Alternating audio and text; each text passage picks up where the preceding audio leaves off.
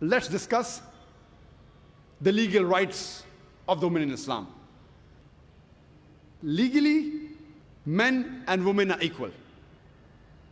If for the crime they commit, they get the same punishment. For example, if a man kills a woman, the man is put to death. If a woman kills a man, she is put to death, according to the law of Qisas, mentioned in Surah Baqarah, chapter number 2, verse number 170 and 179. And furthermore, if any organ of the body is damaged, irrespective whether it is the eye, the ear, the hand, irrespective whether it's of man or a woman, male or female, the punishment is the same. And if suppose someone murders someone, and if the family members want to forgive by taking diya money, it doesn't make a difference who is forgiving, whether a family member is a man or a woman, both of them are equal. They have the right to forgive. The punishment for the men and women in Islam for the same crime, it is the same.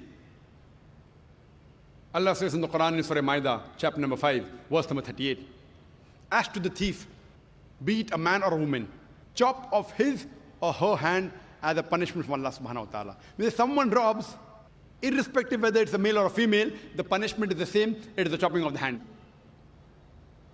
Quran says in Surah Nur, chapter number 24, verse number 2, as for the fornicator, whether it's a female or a male, whether it's a woman or a man, give each 100 lashes as punishment.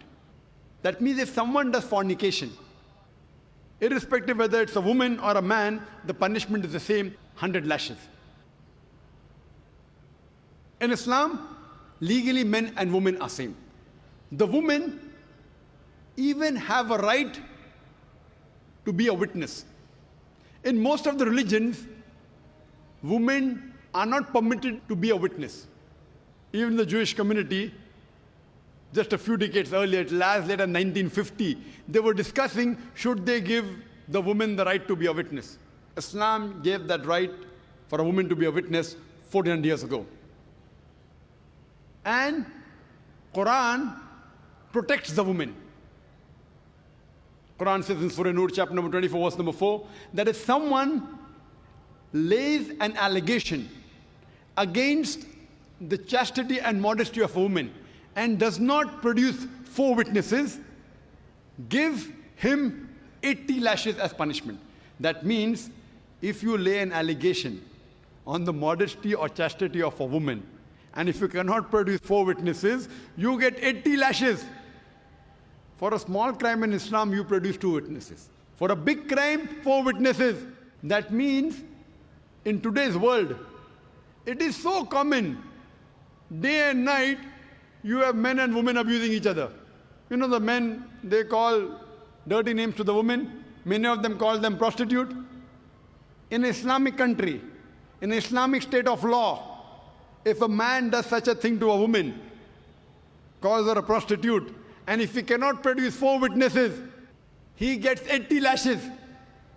And if he produces 4 witnesses, and if any one of them falters, all of them get 80 lashes.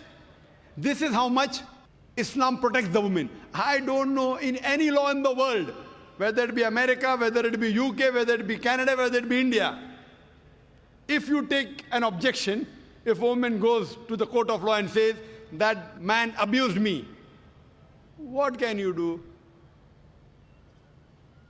I don't know of any case in which a woman took a man for abusing her.